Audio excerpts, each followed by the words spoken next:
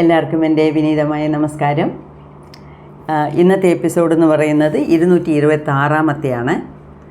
Book റിവ്യൂവിൽ 16-ാമത്തെ video ആണ്. നേരത്തെ നമ്മൾ കണ്ടു സദ്ഗുരുവിൻ്റെ ചില സ്പെഷ്യൽ പ്രോഗ്രാംസൊക്കെ സ്റ്റാർട്ട് ചെയ്യുമായിരുന്നു. അതായത് ഭാവസ്പന്ദന, ശക്തി ചലനക്രിയ, സംയമ. ഇത് മൂന്നും ക്ലാസിക് പ്രോഗ്രാംസാണ്. ഇത് മൂന്നും ഞാനും അറ്റൻഡ് ചെയ്ത് അതിൻ്റെ ശക്തി എങ്ങനെയാണെന്നുള്ളത് മനസ്സിലാക്കിയ ഒരാളാണ് ഞാൻ. അതുകൊണ്ട് തന്നെയാണ് പറയുന്നത്, ഇതിനൊക്കെ വളരെയധികം പ്രാധാന്യമുണ്ട്. അപ്പം ഒരു 25 വയസ്സിൽ എൻലൈറ്റൻഡ് ആയ ഒരു യോഗി ഇങ്ങനെയൊക്കെ പ്രോഗ്രാംസ് പബ്ലിക്കിന് വേണ്ടി, അതായത് കോമൺ മാനിന് വേണ്ടി, അതായത് സംസാര സാഗരത്തിൽ കടന്ന് പ്രയാസപ്പെട്ടുകൊണ്ടിരിക്കുന്നവരെ കരകയറ്റാൻ വേണ്ടി ഡിസൈൻ ചെയ്ത പ്രോഗ്രാമാണ് ഇതൊക്കെ. ഇതുവരെ ഇപ്പം ഞാൻ വന്ന് ഇടയ്ക്ക് ഈശ യോഗ സെൻറ്ററിൽ ഫ്രീക്വൻറ്റ് വിസിറ്ററായിരുന്നു. ഞാൻ നേരത്തെ പറഞ്ഞ പോലെ Trivandrum to Coimbatore straight direct ട്രെയിനുണ്ട്, ശബരി. അപ്പോൾ രാവിലെ നേരത്തെ 7 മണിക്കാണ് ട്രിവാൻഡ്രത്തു നിന്ന്, ഇപ്പം 6:45. അപ്പം 6:45 7 മണിക്ക് ട്രെയിനിൽ കയറി, 6:30 ട്രെയിനിൽ കയറിയിരുന്നാൽ കറക്റ്റ് 5 മണിക്ക് കോയമ്പത്തൂർ. അവിടുന്ന് നേരത്തെ ടാക്സി ബുക്ക് ചെയ്യും, ഡ്രൈവറുടെ നമ്പർ കിട്ടും, വിളിക്കും, അവൻ നേരെ അവിടെ കൊണ്ടുവന്ന് വിടും. കോട്ടേജ് ബുക്ക് ചെയ്യും നേരത്തെ, എല്ലാം ഓൺലൈനിൽ. അങ്ങനെ ഈ ഒരുപാട് പ്രോഗ്രാംസ് ഞാൻ അറ്റൻഡ് ചെയ്തു. ഈ സംയമയുമാണ് അറ്റൻഡ് ചെയ്തത്. സംയമ ഈ കോവിഡിൻ്റെ കംപ്ലീറ്റ് ലോക്ക്ഡൗണിൻ്റെ ജസ്റ്റ് മുന്നെയാണ്. നമ്മൾ മാർച്ച് 1 തൊട്ട് 8 വരെ അകത്തായിരുന്നു, ഈശ യോഗ സെൻറ്ററിന് അകത്തായിരുന്നു. ഈ സംയമ എന്ന് പറയുന്നത് കംപ്ലീറ്റ് സൈലൻസ് പ്രോഗ്രാമാണ്. 8 ദിവസം complete silence and intensive meditation. അപ്പോൾ നമ്മൾ അതിനകത്തിരിക്കുന്നതുകൊണ്ട് പുറം ലോകത്ത് എന്ത് നടക്കുന്നു എന്ന് അറിഞ്ഞുകൂടാ. എന്നിട്ടും സദ്ഗുരു തന്നെ വന്ന് അനൗൺസ് ചെയ്തു, വെളിയിൽ ഒരുപാട് ചുമയും കാര്യങ്ങളൊക്കെ ഉണ്ട്, വളരെ സൂക്ഷിച്ച് വേണം നിങ്ങൾ വീട്ടിൽ പോയി ചേരാൻ, നിങ്ങൾ വീട്ടിൽ എത്തുന്നവരെ നിങ്ങളുടെ സുരക്ഷിതത്തിന് ഞാൻ ഗ്യാരണ്ടി എന്ന് പറഞ്ഞു. അതുവരെ ഉള്ളതിന് ഞാൻ ഗ്യാരണ്ടി തരാം. അപ്പോൾ ഈ ഇടയ്ക്ക് ഇവിടെ തന്നെ 1-2 പേരൊക്കെ ചുമച്ചുകൊണ്ടിരുന്നു. അപ്പം ചുമയ്ക്കുമ്പോഴൊക്കെ അവരെയൊക്കെ മാറ്റിയിരുത്തി അവർക്കൊണ്ട് കഷായങ്ങളൊക്കെ തന്നെ കൊടുത്ത് വളരെ ശ്രദ്ധയോടാണ് നമ്മളെയൊക്കെ നോക്കിയത്. പിന്നെ ഒരു കാര്യം ഇവിടെ പറയണം, ഈ നിങ്ങൾ വീട്ടിൽ ചെന്ന് എത്തുന്നവരെ നിങ്ങളുടെ സുരക്ഷിതത്തിന് ഞാൻ ഗ്യാരണ്ടി, നിങ്ങളുടെ ഹെൽത്തിന്, നിങ്ങളുടെ ഫിസിക്കൽ ഹെൽത്ത് ആൻഡ് മെൻ്റൽ ഹെൽത്തിന് ഞാൻ ഗ്യാരണ്ടി എന്ന് പറഞ്ഞു. ഞാൻ വന്നപ്പം അന്നായിരുന്നു ആറ്റുകാൽ പൊങ്കാലയൊക്കെ ഇട്ട് എല്ലാവരും വൈകുന്നേരം ഇങ്ങനെ വരാൻഡയിൽ വിശ്രമിച്ചുകൊണ്ടിരിക്കുവാണ്. 10-30 പേരുണ്ടായിരുന്നു ഞങ്ങളുടെ വീട്ടിൽ. അപ്പം എല്ലാവരും വരാൻഡയിലിരുന്ന് എന്നെ കാത്തിരിക്കുക. എന്നെ വിളിക്കാൻ വന്നു, കാറ് വന്നു. അപ്പം തിരിച്ച് വരുമ്പം എന്നെ സ്വീകരിക്കാൻ വേണ്ടിയാണ് എല്ലാവരും ഇങ്ങനെ വരാൻഡയിൽ അങ്ങും ഇങ്ങുമായിട്ടൊക്കെ കസേരയിലും തറയിലും ഒക്കെ ഇരുന്ന് സംസാരിച്ചുകൊണ്ടിരിക്കുന്നു. അപ്പോഴൊക്കെ ഞാൻ വന്നപ്പം ട്രെയിനിലൊക്കെ ഞാൻ വേറൊരു സ്ത്രീയുടെ കൂടെ, അതായത് ഈശ യോഗ സെൻറ്ററിൽ നിന്ന് സംയമ അവർ എറണാകുളത്ത് ഇറങ്ങി. അപ്പോൾ അതുവരെ ഞങ്ങളുടെ ഇടയിൽ സംസാരിച്ചുകൊണ്ട് വന്നു. അതിന് പിന്നെയും ഞാൻ ബുക്ക് വായിച്ചുകൊണ്ട് വന്നു.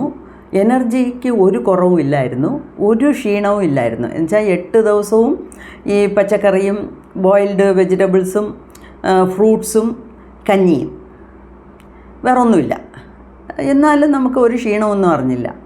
ഇവിടെ വന്ന് എല്ലാവരും എങ്ങനെയുണ്ട്, എങ്ങനെയാണെന്നൊക്കെ കേട്ട് അതിനൊക്കെ കഴിഞ്ഞ് ഞാൻ എത്തിയപ്പം ഇവിടെ ശബരി വരുമ്പോൾ 6:45 അങ്ങാണ്ടായി. വീട്ടിൽ വരുമ്പോൾ 7:00 7:00 വന്നു, എല്ലാവരും സംസാരിച്ചു, പിന്നെ കുളിച്ചു, കഴിച്ച് തീരുന്ന ഉടനെ ഒരു ക്ഷീണം, ഭയങ്കര ഒരു ക്ഷീണം. അപ്പം ഞാൻ എല്ലായിടത്തും പറഞ്ഞു, ഇനി എനിക്ക് നിൽക്കാൻ പറ്റത്തില്ല, ഇനി കിടക്കണമെന്ന് പറഞ്ഞ് ഞാനങ്ങ് പോയി കിടന്നു. പിന്നെയാണ് എനിക്ക് തോന്നിയത്, സദ്ഗുരു എന്തു പറഞ്ഞു, നിങ്ങളുടെ വീട്ടിൽ ചെന്ന് എത്തുന്നവരെ നിങ്ങളുടെ ഫിസിക്കൽ ആൻഡ് മെൻ്റൽ എനർജിക്ക് ഞാൻ ഗ്യാരണ്ടി തരാമെന്ന്. വന്ന് കുറച്ച് നേരം സംസാരിച്ച് കുളിച്ചു കഴിച്ചപ്പോഴത്തേക്ക് ശകലം എന്താവും കഴിച്ചു. അപ്പോഴത്തേക്ക് ആ പഴയ എനർജി എല്ലാം അങ്ങ് ഡ്രെയിനായി പോയ പോലെ വലിയൊരു വ്യത്യാസം എനിക്ക് മനസ്സിലായി. അതായത് നമ്മൾ സാധാരണ നിലയ്ക്ക് വന്നു എന്നുള്ളതിൻ്റെ ഒരു അടയാളം. അപ്പോൾ അത് അങ്ങനെ വരെ ഞാൻ പറഞ്ഞില്ലേ, ഞാൻ അറ്റൻഡ് ചെയ്തപ്പം 4000 പേരുണ്ടായിരുന്നു, ആണുങ്ങളും പെണ്ണുങ്ങളും കൂടെ ചേർന്ന്. പിന്നെ അതോടുകൂടി ഞാൻ ഈശ യോഗ സെൻറ്ററിൽ പോകുന്നത് കുറച്ചു. എന്താന്ന് വെച്ചാൽ അവിടെ കാണേണ്ട സ്ഥലം, ഇരുന്ന് ധ്യാനിക്കേണ്ടത് എല്ലാം ചെയ്തു. ധ്യാനലിംഗത്തിൻ്റെ മുമ്പിൽ, ലിംഗഭൈരവിടെ മുമ്പിൽ അവിടെ ചെയ്യുന്ന നെയ്വിളക്കേറ്റുന്നത്, അത് ഇത് എല്ലാം ചെയ്തു. സൈലൻസിലും ഉണ്ടായിരുന്നു ഞാൻ.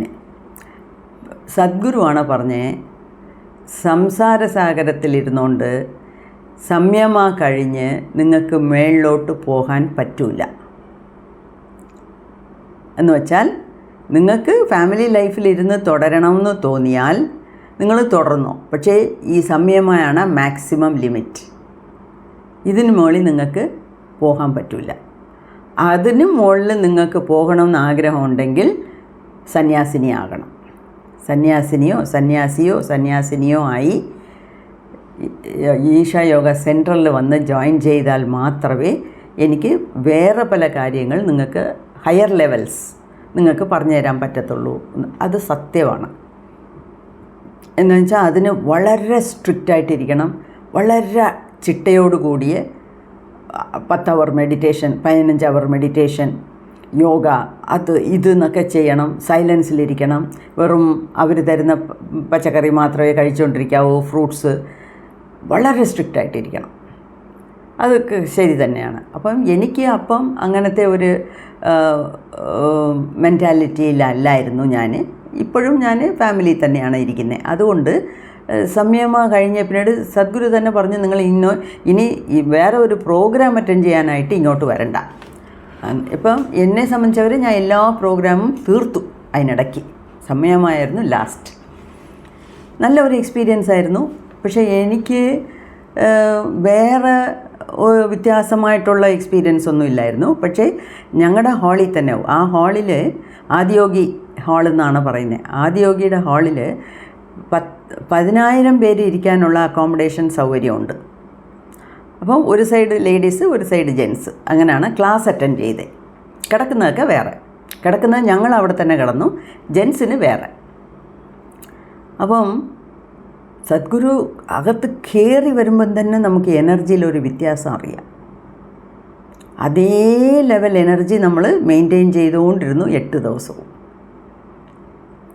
അപ്പം അതിന് പിന്നെ വേറെ ഒരു പ്രോഗ്രാമിനായിട്ട് അതായത് സദ്ഗുരു പറഞ്ഞത്, നിങ്ങൾ ഇനി പുതിയത് പഠിക്കാൻ വേണ്ടി എൻ്റെ പ്രോഗ്രാംസിൽ പുതിയതായിട്ട് എന്തെങ്കിലുമൊക്കെ പഠിക്കണമെന്ന് വിചാരിച്ച് വീണ്ടും നിങ്ങൾ ഇവിടെ വരേണ്ട ആവശ്യമില്ല.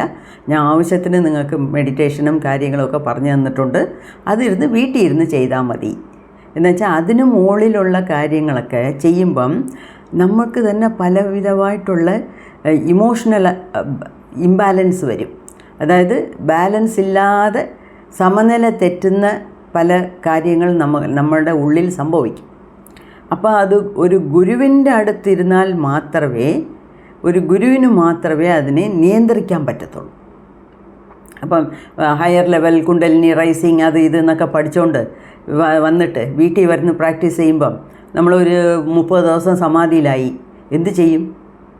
സദ്ഗുരു ഓരോരുത്തരുടെയും വീട്ടിൽ വന്ന് ഓരോരുത്തരെയും തട്ടി ഉണർത്താൻ നോക്കുമോ? പറ്റത്തില്ലല്ലോ. അതുകൊണ്ടാണ് അദ്ദേഹം അങ്ങനെ പറഞ്ഞത്. എനിവേ അതും ഒരു നല്ല ഒരു ഇതായിരുന്നു. എനിക്ക് വേറെ പല ഗുരുക്കന്മാരെ തേടി പോകാനുള്ള സൗകര്യം കിട്ടി. അതിന് പിന്നെ അങ്ങനെ ഒരുപാട് കാര്യങ്ങൾ എൻ്റെ ജീവിതത്തിൽ അതിന് പിന്നെ സംഭവിച്ചു. ഈ സ്പിരിച്വൽ ലൈനിൽ തന്നെ, ആത്മീയതയിൽ തന്നെ ഒരുപാട് കാര്യങ്ങൾ എനിക്ക് നേടിയെടുക്കാൻ പറ്റി. ഓക്കെ, അപ്പം ഇങ്ങനെ ഈ സംയമ ക്യാമ്പൊക്കെ നടത്തിക്കൊണ്ടിരിക്കുവാണ്. അതിൽ ഇന്ദിര അറ്റൻഡ് ചെയ്തു. 1992 ഭാരതി അറ്റൻഡ് ചെയ്തു. ഭാരതി അറ്റൻഡ് ചെയ്തപ്പം ഈ ഔട്ട് ഓഫ് ബോഡി എക്സ്പീരിയൻസ് ഉണ്ടായി. ഔട്ട് ഓഫ് ബോഡി എക്സ്പീരിയൻസ് എന്ന് വെച്ചാൽ അവരുടെ എനർജി ബോഡി ആസ്ട്രൽ ബോഡിയും മെൻ്റൽ ബോഡിയും കൂടെ ചേർന്ന് നമ്മളെന്തോ ആവി എന്ന് പറയത്തില്ലയോ, അത് അവരുടെ ദേഹത്തു നിന്ന് വിട്ടുമാറി നിൽക്കുന്നു. അപ്പം അത് ഇങ്ങനെ ഈ ഫിസിക്കൽ ബോഡി, ഈ സ്ഥൂല ശരീരം ഇങ്ങനെ കിടക്കുന്നതിനെ ഇതിന് കാണുന്നു. പിന്നെ ഇവിടെ എന്തൊക്കെ നടക്കുന്നു, ഇവിടെ ആരൊക്കെ വരുന്നു, ആരൊക്കെ പോകുന്നു എന്നുള്ളതൊക്കെ നല്ലപോലെ അറിയാൻ പറ്റുന്നു. ഈ മെൻ്റൽ ബോഡിയും ആസ്ട്രൽ ബോഡിയും കൂടെ ചേർന്ന ഒരു ബോഡി, അതാണ് ആവി, അതാണ് സ്പിരിറ്റ്. അത് വെളിയിൽ വന്ന് ഇങ്ങനെ നോക്കുന്നു. അതാണ് ഔട്ട് ഓഫ് ബോഡി എക്സ്പീരിയൻസ് എന്ന് പറയുന്നത്. അപ്പോൾ ഔട്ട് ഓഫ് ബോഡി എക്സ്പീരിയൻസ് ഉണ്ടായി. ഈ സമയമായി അറ്റൻഡ് ചെയ്യുമ്പം തന്നെ അവർ മെഡിറ്റേഷനിൽ ഒരുപാട് ട്രാവൽ ചെയ്ത് ഒരു ഗ്രാമത്തിലോട്ട് പോന്നു. ഗ്രാമത്തിൻ്റെ അന്തരീക്ഷം, ഒരാളിങ്ങനെ കിടക്കുന്നു വെച്ചാൽ മരിച്ച് കിടക്കുന്നു.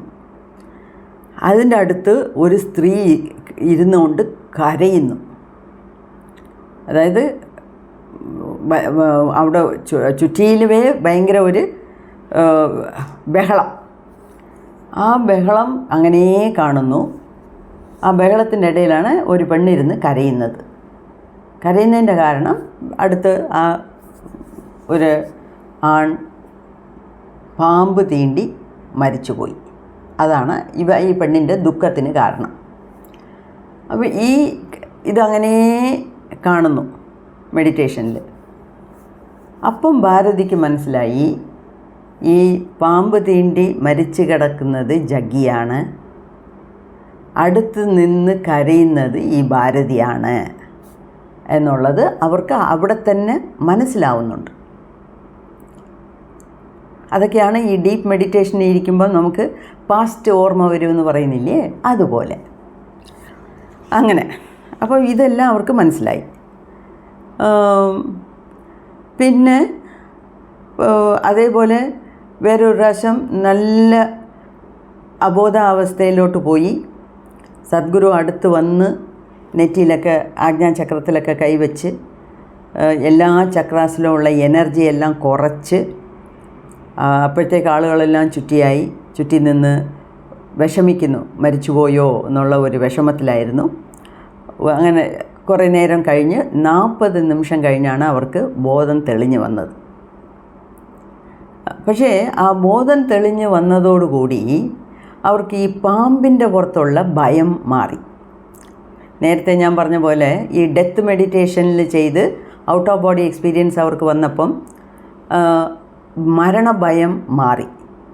ഇപ്പം ഈ ഒരു സീൻ മെഡിറ്റേഷനിൽ കണ്ട് അബോധാവസ്ഥയിൽ പോയി. പിന്നെ സദ്ഗുരു തിരിച്ച് കൊണ്ടുവന്നു. ആ സമയം തൊട്ട് ഈ പാമ്പുകളെ കണ്ടാലുള്ള ഭയം മാറി. ഇതൊക്കെയാണ് പാസ്റ്റ് ലൈഫ്.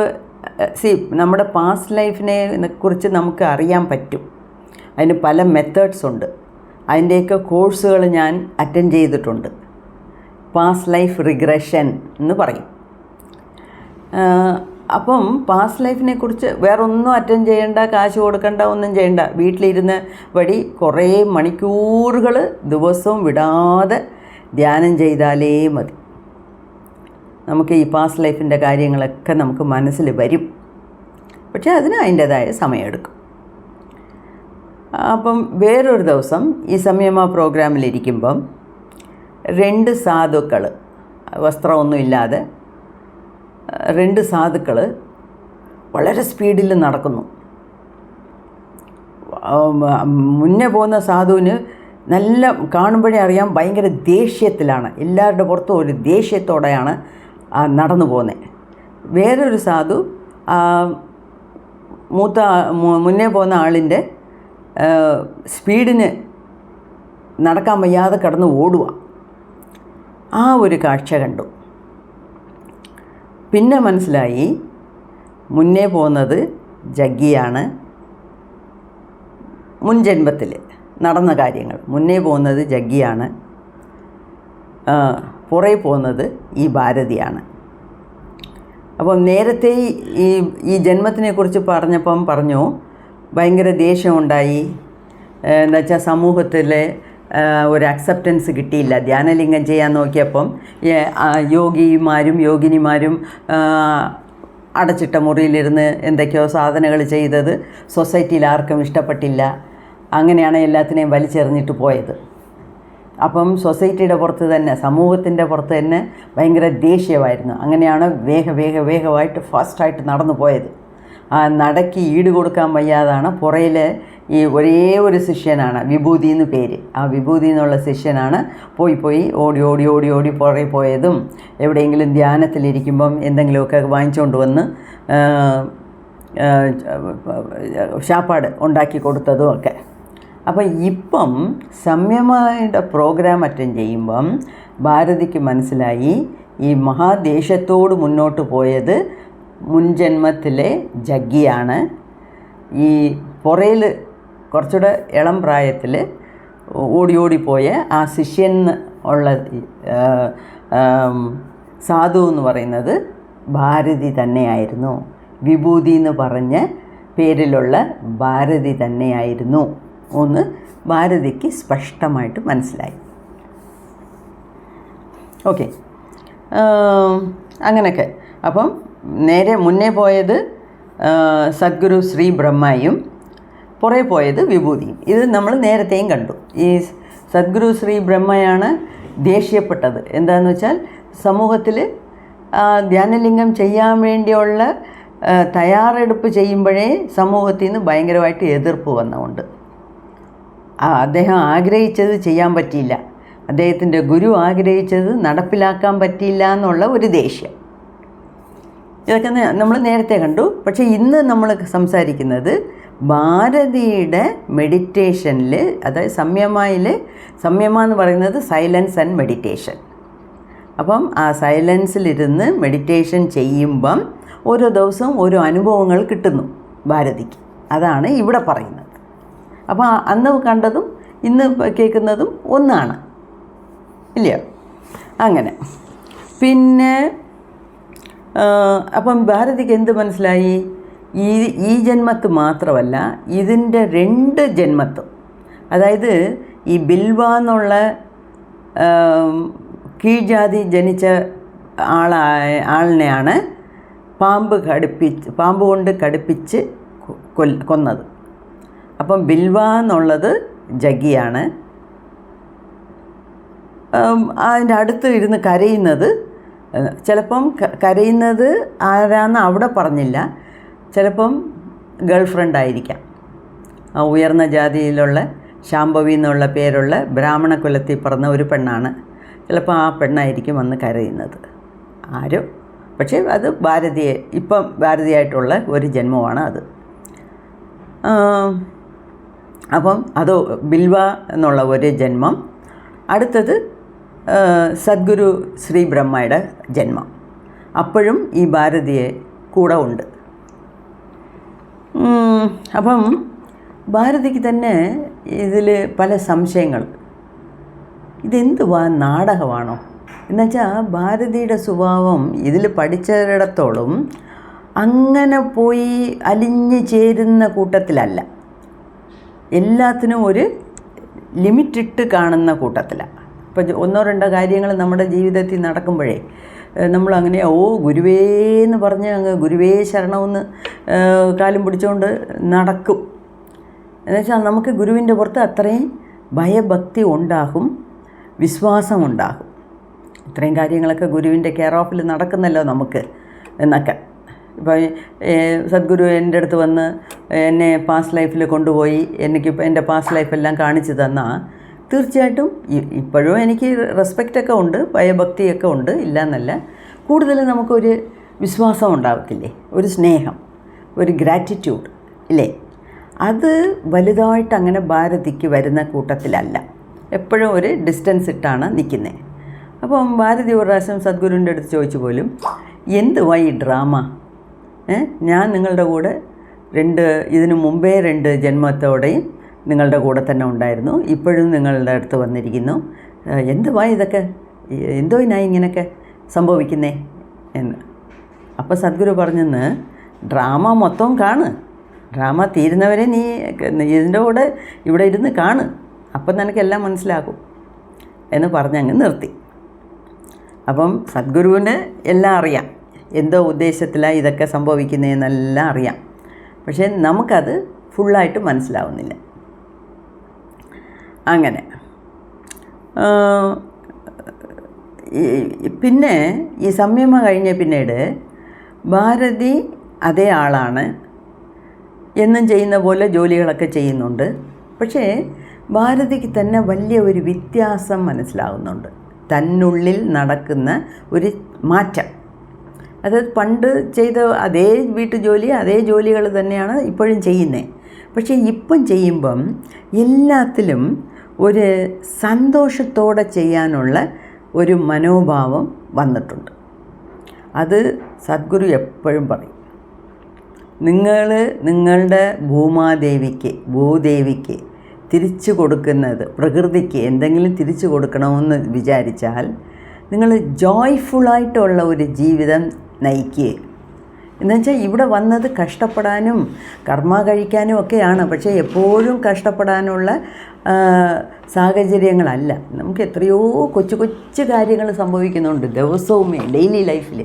പക്ഷേ അതൊക്കെ നമ്മൾ ഇഗ്നോർ ചെയ്യുക, അതൊക്കെ അങ്ങ് തള്ളിക്കളയുക. നമുക്ക് വലുതായിട്ട് എന്തെങ്കിലും സംഭവിച്ചാൽ മാത്രമേ നമുക്കൊരു നന്ദിയും സ്നേഹവും ഒക്കെ തോന്നുന്നുള്ളൂ. പക്ഷേ ഒന്നും പറയണ്ട, ഇപ്പം ഞാൻ ശ്വസിച്ചുകൊണ്ടിരിക്കുന്നു, ഞാൻ ജീവനോടുണ്ട്, അത് തന്നെയാണ് എൻ്റെ ഏറ്റവും വലിയ ഭാഗ്യം. കോടികൾ സമ്പാദിക്കുന്നതും 2 വീടും 4 കാറും ഒക്കെ പിന്നെയാണ്. ഇന്ന് വരെ എന്നെക്കൊണ്ട് എനിക്ക് ആ ബുക്ക് വായിക്കാൻ പറ്റുന്നു, ആസ്വദിക്കാൻ പറ്റുന്നു, നിങ്ങളുടെ മുമ്പിൽ അത് എടുത്ത് പറയാൻ പറ്റുന്നു. ഇതെല്ലാം ഈ ശ്വാസം നടക്കുന്ന കൊണ്ടല്ലേ. അപ്പം ജീവനോട് ഇരിക്കുന്നത് തന്നെ വലിയ ഒരു സെലിബ്രേഷനാണ്. വളരെയധികം അതിനെ ആഘോഷിക്കേണ്ട ഒരു വിഷയമാണ് എന്നാണ് സദ്ഗുരു പറയുന്നത്. അപ്പോൾ ആ ഒരു മാറ്റം ഭാരതിക്ക് തൻ്റെ അടുത്ത് തന്നെ ഉള്ളിൽ അത് ആ മാറ്റങ്ങൾ നടക്കുന്നത് മനസ്സിലാവുന്നുണ്ട്. പിന്നെ ഒരു പ്രാവശ്യം ജഗ്ഗി പറഞ്ഞെന്ന്, നിൻ്റെ മുട്ടിൻ്റെ കാലിലെ മുട്ടിൻ്റെ താഴെ ഒരു ചെറിയ ഒരു ജന്മനാ ഒരു മാർക്ക്, ഒരു പാട് ഉണ്ടല്ലോ. അപ്പം ഒരു സ്ത്രീയുടെ കാലൊന്നും അങ്ങനെ പൊക്കിയൊന്നും ആരും നോക്കേണ്ട കാര്യമില്ല, നോക്കത്തുമില്ല. ജഗ്ഗി അങ്ങനെ തുണി പൊക്കിയിട്ടൊന്നും നോക്കിയതല്ല. ജഗ്ഗിക്ക് തോന്നി. ജഗ്ഗി ഒരു പ്രാവശ്യം ഭാരതി എടുത്ത് അതിനെ വെരിഫൈ ചെയ്യുക. നിൻ്റെ കാലിൽ മുട്ടിൻ്റെ താഴെ ഒരു ഏതോ ഒരു പ്രാണി കടിച്ച പോലെ ഒരു ജന്മനാ ഒരു മാർക്ക്, ഒരു അടയാളം ഉണ്ടായിരുന്നോ? ഇപ്പോഴും ഉണ്ടല്ലോ. അതിൻ്റെ സൈസ് ഇങ്ങനെ ആയിരുന്നല്ലോ. അതിൻ്റെ സൈസ് വരെ, സൈസും ഷേപ്പും വരെ പറയുന്നു ജഗ്ഗി. അപ്പം ഭാരതി അങ്ങനെ ഒരു പാടുണ്ട് എന്ന് പറഞ്ഞു. പിന്നെ ജഗ്ഗി പറഞ്ഞു, അതേപോലെ ഒരു പാട് എൻ്റെ മുതുകത്തും ഉണ്ട് എന്ന് ജഗ്ഗി കാണിച്ചു കൊടുത്തു. ഈ പാട് എന്തുവാന്ന് വെച്ചാൽ, ഈ പാമ്പ് കടിച്ചതിൻ്റെ കൊത്തിയില്ലയോ, പാമ്പ് കൊത്തുന്നില്ല, 2 പല്ല് അകത്ത് ഇറക്കിയാണ് വിഷത്തിനെ ഇറക്കുന്നത്. ആ കൊത്തിയ ആ 2 മാർക്കാണ് കാണുന്നത്. അപ്പം 2 ജന്മത്തിന് മുമ്പേ വിഷപ്പാമ്പ് കൊത്തി മരിച്ചതിൻ്റെ അടയാളമാണ് ഈ ജന്മം വരെ ഉള്ളത്. ഇതുപോലെ ഈ ജഗ്ഗി ഭാരതിയുടെ വിഷയത്തിൽ മാത്രമല്ല, വേറെയും പല പുസ്തകങ്ങളിൽ വേറെയും പല ഇങ്ങനത്തെ ഈ ജനിക്കുമ്പോഴേ ഉള്ള മാർക്സിനെ കുറിച്ച് ആൾക്കാർ പറഞ്ഞിട്ടുള്ളത് ഞാൻ വായിച്ചിട്ടുണ്ട്.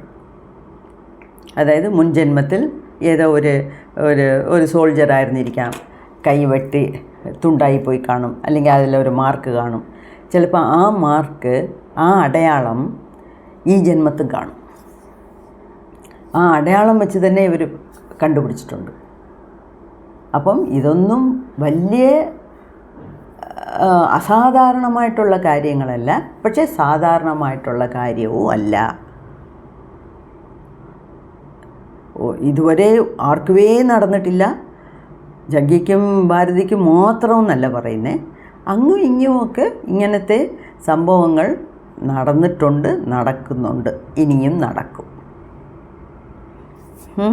അങ്ങനെ അപ്പം ആ 2 കടി, ആ അടയാളം എന്ന് പറയുന്നത് പാമ്പ് കടിച്ചതിൻ്റെ അടയാളമായിരുന്നു.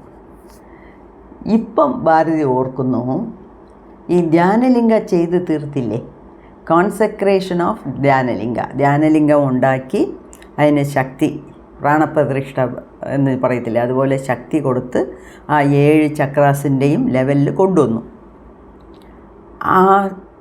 ആ കോൺസെക്രേഷൻ ഓഫ് ധ്യാനലിംഗ ആ സംഭവം നടന്ന് പിന്നീട് ഈ മാർക്ക്, ഈ പാമ്പിൻ്റെ കടി കൊണ്ടുള്ള മാർക്ക് മാഞ്ഞുപോയി. ആർക്ക്? ഭാരതിക്ക് മാഞ്ഞു പോയതായിട്ട് ഭാരതി ഇപ്പം ഓർക്കുന്നു. സദ്ഗുരുവിൻ്റെ കാര്യം എങ്ങനെയാണെന്ന് നമുക്ക് അറിഞ്ഞുകൂടാ.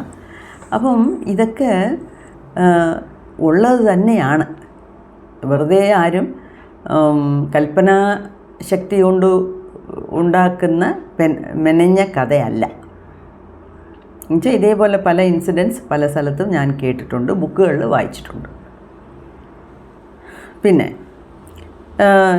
1992 വിജി, സദ്ഗുരുവിൻ്റെ ഭാര്യ വിജിയും ഈ സംയമ ചെയ്തു.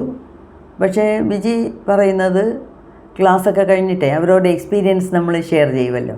അപ്പം വിജി എണ്ണിച്ച് പറഞ്ഞെന്ന്, എനിക്ക് ഒരു ദിവസവും മെഡിറ്റേഷനൊന്നും ചെയ്യാനേ പറ്റിയില്ല. എന്താണെന്ന് വെച്ചാൽ എനിക്ക് മെഡിറ്റേഷൻ ചെയ്യണമെങ്കിൽ ജഗ്ഗിയെ മറക്കണം. എനിക്ക് ജഗ്ഗിയെ മറന്നിട്ടുള്ള ഒരു കാര്യവും എനിക്ക് ചെയ്യാൻ പറ്റില്ല എന്നാണ് അതുകൊണ്ട് ഞാൻ മെഡിറ്റേഷനൊന്നും ചെയ്യാൻ പോയില്ല. എനിക്ക് മെഡിറ്റേഷൻ ചെയ്യാൻ പറ്റില്ല, മെഡിറ്റേഷൻ വരുന്നില്ല എന്നാണ് അവർ പറഞ്ഞത്. അങ്ങനെ സമയമായും കാര്യങ്ങളൊക്കെ നടന്നു. അതൊക്കെ കഴിഞ്ഞപ്പോഴത്തേക്ക് അവിടുത്തെ മെഡിറ്റേറ്റേഴ്സിനൊക്കെ ഈ അടിക്കടി വന്നു പോകാനും തൻ്റെ ഗുരുവിൻ്റെ കൂടെ കുറച്ച് സമയം ചെലവഴിക്കാനും നമ്മളുടെ സംശയങ്ങളൊക്കെ ചോദിച്ചു മാറ്റാനും ഒക്കെ ഗുരുവിൻ്റെ കൂടെ വന്ന് ഇരിക്കണമെന്ന് പറഞ്ഞാൽ ചുമ്മാതെ എവിടെയും കയറി മരത്തിൻ്റെ അടിയിലിരുന്നൊന്നും ചെയ്യാൻ പറ്റത്തില്ല, സംശയങ്ങൾ തീർക്കാനൊന്നും പറ്റത്തില്ല. അപ്പം ഏതെങ്കിലും ഒരു സ്ഥലം വേണം. അപ്പം ഒരുപാട് ഈ മെഡിറ്റേറ്റേഴ്സിനൊക്കെ മനസ്സിലുണ്ടായ ഒരു വിചാരമാണ്, ഒരു ആശ്രമം പോലെ ഒന്ന് കിട്ടിയാൽ നമുക്ക് അവിടെ വരാം, ധൈര്യമായിട്ട് വരാം, ഞങ്ങളുടെ സംശയങ്ങളൊക്കെ ചോദിക്കാം, നമുക്ക് അവിടെ ഇരുന്ന് മെഡിറ്റേഷൻ ചെയ്യാം, ഗുരുവിൻ്റെ സാന്നിധ്യത്തിലിരുന്ന് നമുക്ക് സ്പിരിച്വലായിട്ട് വളരാം. പക്ഷേ അതിനൊരു സ്ഥലം വേണം. അപ്പം ഒരു ആശ്രമം കെട്ടുന്നതല്ലേ നല്ലത് എന്ന് ഒരുപാട് പേര് കോയമ്പത്തൂരിൽ വെച്ച് അഭിപ്രായപ്പെട്ടു. പക്ഷേ ആദ്യമൊക്കെ സദ്ഗുരുവിന് അതിൽ വലിയ താല്പര്യമില്ല. ഞാനിനി എന്നെ വന്ന് ഒരു ആശ്രമം കെട്ടി അതിനകത്ത് പിടിച്ചിരുത്താമെന്ന് വിചാരിക്കരുത് നിങ്ങൾ, അങ്ങനെയാണ് സദ്ഗുരു പറഞ്ഞത്. ഞാൻ പറന്ന് തിരിഞ്ഞ് നടക്കുന്ന മനുഷ്യനാണ്. അതുമാത്രമല്ല, ഇന്ത്യയിലെ 1008 ആശ്രമങ്ങളുണ്ട്. 1008 എന്ന് വെച്ചാൽ ഏത് ദിക്കിൽ തിരിഞ്ഞാലും ആശ്രമങ്ങളാണ്. അതിൽ പിന്നെ ഞാൻ തന്നെ ഒന്നുകൂടെ ഉണ്ടാക്കണമെന്നൊന്നും ആവശ്യമില്ല എന്ന് പറഞ്ഞാൽ അതിനെ ആദ്യം അങ്ങ് തള്ളിക്കളഞ്ഞു. അപ്പം ഇത്രയൊക്കെയാണ് ഈ വീഡിയോയിൽ ഞാൻ ഷെയർ ചെയ്യാൻ ആഗ്രഹിക്കുന്നത്. നിങ്ങൾക്കും കൂടുതൽ ഉയർന്ന തലത്തിലുള്ള കാര്യങ്ങൾ മനസ്സിലായിക്കൊണ്ട് വരുന്നു എന്നുള്ളത് എനിക്ക് തോന്നുന്നു. മനസ്സിലായാൽ നല്ലത്.